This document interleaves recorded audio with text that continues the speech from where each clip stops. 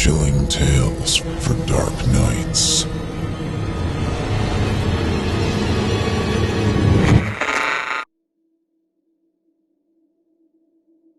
The Hollow Eyes by Scorch933, performed by Otis Gyri. The memories from which I write and record in the diary are strained at best. Frequent attempts of the doctors to convince me that what I experienced was surrealistic. The vivid appearances only limited to the realm of dream and fantasy. As they have attempted to convince me of this repeated amounts of times, it strengthens my acceptance and understanding what really happened. They contemplate, the doctors, outside, of what the best course of action is to proceed with after months of inconclusive results. The results are very conclusive, though. I did experience what I claim. In case my memories be repressed and claimed away from my mind, I shall record them. I'll start from what I remember, when only but 6 months ago I'd been employed as a photographer and editor for 3 years. The wages were sufficient, if not satisfactory. I had lived in a quiet apartment at the higher floors, with rather large windows overlooking the city. Not quite a penthouse suite, but indeed of high establishment. The copies of our paper sold comparably to that of World War II propaganda only 50 years earlier. The people no longer want to hear the positive, exuberant expression of conservative ideals and the patriotism of the nation. They wish to hear the alternative ideals, those of Generation X and the coming millennials. My engagement this time around involved taking photographs of the recently restored chapel. The chapel, previously having burned to the ground and left as a landmark in 1927, which had remained previously since the founding and creation of the city, was recently rebuilt and restored for use as a religious chapel. I myself was not religious, but this would be very significant in the sight of the public. So I traveled to this chapel with my camera, ready to take photographs of the newly restored altar. The priests inside welcomed me. Inside it was crowded, and I asked if I could come at a time when few people remained. They informed me that twilight would be the appropriate time to come for such photography, so I exited the premises and waited for nightfall. When I returned, the building was void of souls, save for a few of the clergy wandering the halls. It gave me the opportunity to photograph the rose window. The large halls of the building were well lit, but some kind of feeling was off inside the building. I felt uncomfortable. The presence of an esoteric being, a strange, undescribable feeling. I did not want to remain here. I took photographs of the halls, and something called in my mind. I felt the need to, before leaving, photograph the beautiful altar, taking a sight at it. I was amazed at the wonder of the altar. Magnificent, flowers vased on each side, with its pure white gold cross centered on the golden altar. The cross was left. It survived the fire. A voice called from behind me. I turned to face the clergyman speaking to me. He spoke softly again. The chapel was not spiritual. It was a time where the church was focused on control and political power. They had incredible influence. A few clergy died in the fire, but what truly died beforehand was the grace of God and Christ. Well, you did quite a remarkable craft restoring this religious architecture, I trailed. Yes, I suppose we did. He looked both ways before leaning into me and whispering, "If you know what is good, you will leave as soon as you can. You will not return. There are things off with..." Within a moment's notice he trailed off, looking behind me, widening his eyes. He looked back, smiled at me, and turned his body, walking in the opposite direction. Didn't quite comprehend what he meant. It rang a bell in my head, though. I shouldn't spend any more time than I required at this place. I didn't want to remain. Thousands of voices both whispered and screamed in my head to leave, but I took the picture, the perfect picture of this altar. I regret doing so. Ghost at the church altar. Copy. The altar. I didn't bother reviewing the photographs I had taken. I didn't want to stay there any longer. I didn't see I hit a car in the middle of the road and the photos developing hit the floor. One struck me in particular. In the photo of the altar, on the right, stood the faded image of a robed being, his face melted and eyes fallen out. The horror, more than the approaching driver who opened my door and dragged me out of my car. His face immediately looked like what I had seen in the picture, and I screamed, bringing up my arms in defense as he bludgeoned me with his fists. Nearby pedestrians had come to my aid, dragging this man off of me. As I turned to face him, blood dripping from my nostrils, his face was normal, of a middle-aged man, his stubble trimmed but visible, hair slicked and suited. I looked back at his car, a sporty black Mustang, virtually crushed in the front on impact with my SUV. He screamed obscenities that I paid no heed to. I was more concerned with reviewing the photographs. I returned home with the camera and pictures in hand. I reviewed all the following photographs. In them all, nothing but this image of the altar. Why did I feel a need to photograph it? Was it calling me? Was this what I had felt? What on earth was this? I studied it, looking at its haunting visage, for hours in my house. Midnight had passed by the time I attributed it to mere film error. Cameras often create film errors and distort photographs. This was all explainable. I walked into the kitchen to fix some wine, Chardonnay, poured my glass and drank, turned back to the photos which had disappeared off the table. Panic arose. Someone is in my house. I quietly stepped to the dining room looking for the photos. I needed to dismiss the panic. I'm just overthinking. Nobody could move that quickly to get rid of the photographs. I was right here. I should call the police. Instead, I took the wine and camera to my room and prepared the shower. Walking into the bathroom, I looked in the mirror for the moment before washing my hands and face in the sink. Before finishing and wiping my eyes, I looked back into the mirror and I saw the visage of the hollow-eyed spook staring behind me.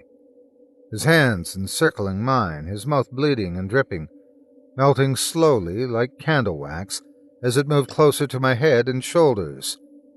I shook with violence and ran into my bedroom, and there on the bed were the photos, spread out in a pile. I turned my head to cover the room at a 360-degree angle, making sure nobody was there. I was dreaming.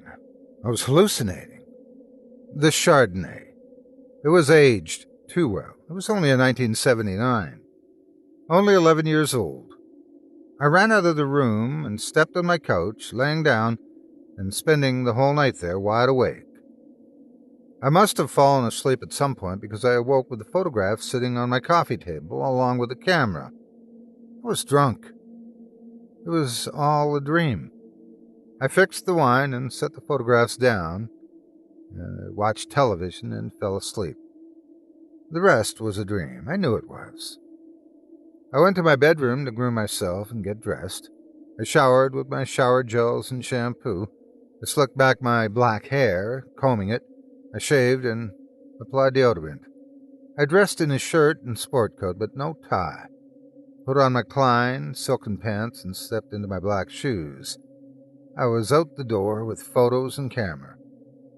Driving down the road, I saw a homeless man, bearded, gray-haired, in a dusty jacket. His card read, "The Godhead spilled his guts to birth humanity. His Holy Ghost haunts us."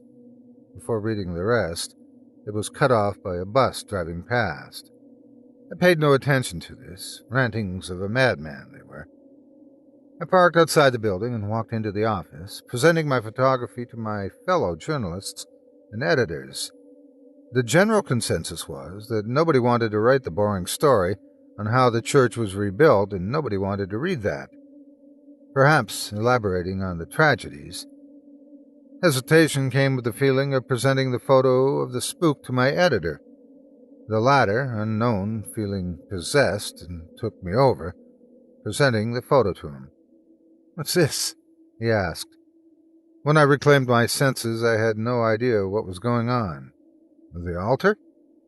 "Michael, I get it, but we need something solid, something haunting." "What?" I asked him, puzzled. "Go back and get me a story. Look up the history of the place." "What about the ghost?" I asked him, not even thinking for a moment at what I had just said. In fact, what on earth did I just say? "What ghost? No ghost stories. Tragedy maybe, but nothing tabloid. No aliens either, Mike." He handed me the photograph of the altar, clear, no film error, no hollow-eyed spook. What?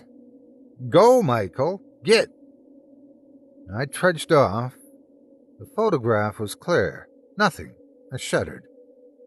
There went a perfectly good... What am I thinking? I drove off to the library, browsing for history on the chapel. The librarian, a quiet, elderly woman, guided me over to a record on the church. Some strange things done there. Evils. They played with sorcery, and when one man had enough, he lit the place. It was always ruled as an accident, but our fathers and grandfathers know. They had awakened and invoked something terrible. Not a demon, but worse. They had altered their own souls. They had turned themselves into demons. Ghosts, and so, after the church burned, after they committed suicide, too frightened by the images they had seen. I paused, frightened by her expressions. She whispered, "The visions of their faces haunted the dreams of my mother until she could not tell the difference between dream and reality." When I turned in horror at what she had just said, she had disappeared. I read up into the history of the building. A proud religious institution it was, a place of worship. Something I wasn't quite so enamored with. I need to know more, though. The full story. I wasn't going to get it from reading city records. I needed to ask families, like the woman's. Information had to have been passed on. I knew that had to be the case. I needed to know more. I placed the book on the shelf, turned, and walked down the hall. Yet another book fell. One on necromancy and permanent astral projections. A voice inside my head told me to take the books. As I picked them up, the rest began to topple off the shelves. Hundreds of books fell off the metal shelves, pages ripping, ancient historical books falling apart. They piled on the floors, and ink began to drip in puddles below them. As if the floor was tilted, the ink followed back, straight down the hall into a dark black corridor. A red exit sign above. Out of the darkness stepped a black-robed and skeletal, wax-like pair of feet. They dripped. The sleeves of the cloak dripped wax, and the hood draped over the face. It was pulled back like magic at an instant, revealing the melting face of the being. The ghoul turned directly towards me, looking straight into my eyes while I stared, at 12 meters away, into its black, empty sockets. As I looked into them, I saw indescribably atrocious things. Tortures, pain, suffering. I thought Mother. I dropped the books.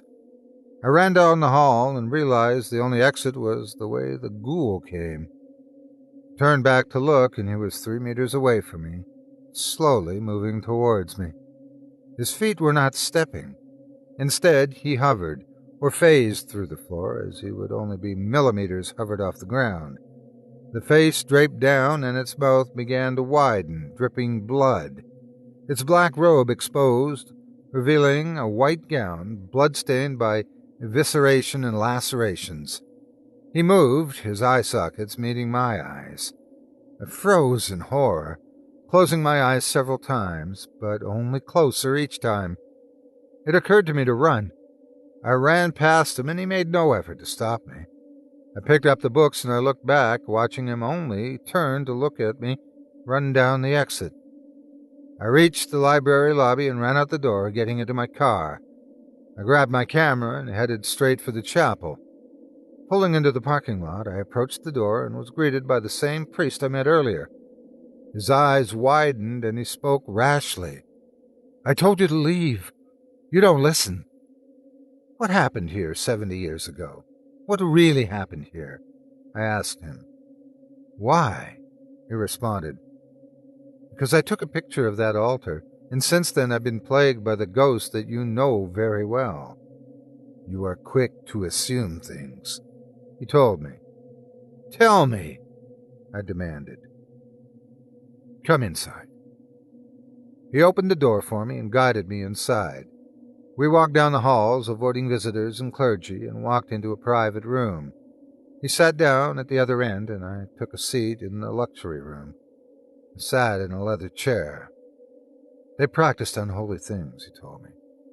"My grandfather was convinced he could project his soul into the living world. Those books you found, those were his. Where did you get them?" He nodded to the books in my bag. "They fell off a shelf in the library," I tell them. "They haunt you." He practiced the spells right on the altar. He projected his soul, but it appeared as his human form.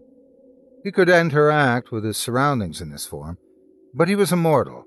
He could do anything. He could... He hesitates for a moment. He couldn't drink, sleep, or eat in this form. He couldn't bleed or do anything. He couldn't urinate, but what he could do was prepare women for himself in his human form. My father was born at the height of my grandfather's practice. Eventually, he decided to take on his form permanently by dying on the altar. He would privilege the remaining clergy with this gift as well, and he locked them all inside. He set fire to the church, and in retaliation, they eviscerated him right on the altar.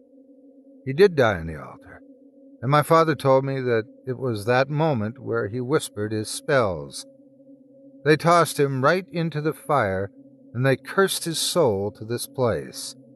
When it burned down, there was no place for him to materialize, until they rebuilt the church. My father fought against it for years, and when he recently passed away, they chose to rebuild it. You weren't the only one haunted. Several of my staff. "Saw it?" I asked. "Wound up dead," he finished. "They all died, under the strangest circumstances." "What do we do?" I asked. "We burned the books, your photos, and we set the place alight," he told me. "What?" I responded with panic. "It's the only way. You know it, and I know it. We go to the halls and lock the doors. There's one exit in the catacombs. I'll leave that to you. Let's go." My gut tells me to trust him and do this. The voice in my head tells me not to. I listen to my gut this time. He guides me to the catacombs. The door at the end leads into the sewers and the spillway. Lock it and return here. We will wait until nightfall for everyone to leave before I lock the entrances. Go. He guides me down the tunnel, opening the door. He lights a lantern for me, and I step into the darkness of the corridors. The voices inside my head. "He lies. They lie. You will die this way. Step into the dark. Come this way." I come across some writing on the wall. Shining my light on it, it reads, "In death I am reborn. In the purge I am free." The words terrify me. I trudge down the tunnel corridors, surrounded by stones and supports that survived the fire. A voice calls out, "We were here for longer than you believe." The disembodied voice calls. It echoes. It nauseates me. I lived for centuries. I run down the tunnels, not paying attention, and hitting myself against the door at the end. I recover, standing at it. I could leave this behind. What if it follows? I could leave it behind, leave it all behind. I lock the door and turn, my lantern revealing a silhouette, too far away to make the features of, but close enough to see the shadow. It limps towards me, closing in. I have nowhere to run. It falls to the ground, crawling towards me, breaking bones as it falls and gets back up. I take my camera and flash a picture. The visage of it terrifies me. The image of the ghoul flashed with the camera forever embedded in my mind. The gaping eye sockets, spiderweb-like hair, blood rushing from the mouth, the face melting, white clothing bloodied and covered by black robes, maggots falling from its face, and its skeletal-like rotting gray feet. I try to run past it yet again, and it grabs my throat. Its eyes stare dead into mine. I see the colonist, practicing on himself, shooting himself with a rifle, his blood and guts spraying out his head against the wall, and his spirit, bleeding in form, missing its jaw, leaving his body. I see the man in industrial New York doing the same thing, except this time he disembowels himself, his intestines spilling out onto the floor, his guts falling out and splashing on the ground. I see all these men, restored in human forms, being executed along with their families, accused of witchcraft, sorcery, evil, executed, lynched, murdered. I see a man being stabbed by his friends in his eyes and face, screaming that his soul will be locked in the burning church forever, as he softly whispers the spells projecting his spirit. The fire comes down on top of him, lighting his face on fire, and then killing him slowly. As he died, he cursed the clergy, and the city, and the world, who so sinned like him, but judged him even more rashly so. His spirit form, disemboweled and starting to burn, proceeds to chase them into fire, some of them stabbing themselves in fear or horror, committing suicide rather than face punishment of a wrathful spirit. It follows them, the ghastly, horrific burned visage, blackened flesh peeling off the white skeleton, the skin and flesh melting off the face. They go insane at the mere sight. When I reclaim my senses, I get back upstairs. The clergyman is impatiently waiting. It's already twilight. Where were you? Let's get this done, I tell him. He hands me a lighter. Do the honors, he asks. I light it, and the fire gathers. Then he takes me aside and shoves me down, stabbing me in the abdomen and running to the final exit. What are you doing? I scream. Ensuring that the haunt doesn't follow you out, he yelled, running to the large door and locking it. No. I get back up, trying to reclaim balance. The pain was excruciating. My legs are useless. They won't stand. Trying to crawl toward the door, my sights turn to the altar. From it comes the ghoul, the hollow eyes. He walks down the pews, ignoring the fire. As minutes pass, he slowly comes towards me, his visage all but horrifying. His flesh finally peels and melts off, revealing the missing mouth. His robes and tunics fall off, revealing the disemboweled body, guts trailing across the floor.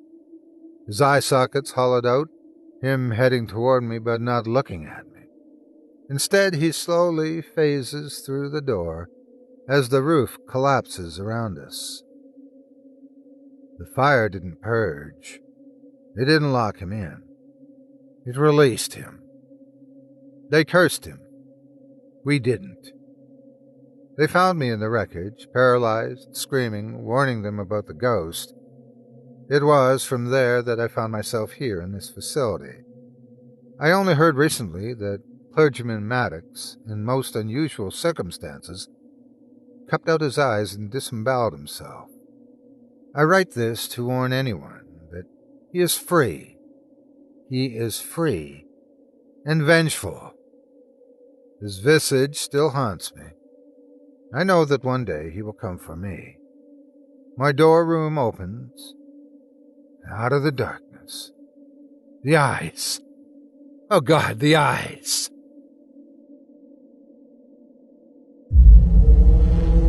Chilling tales for dark nights.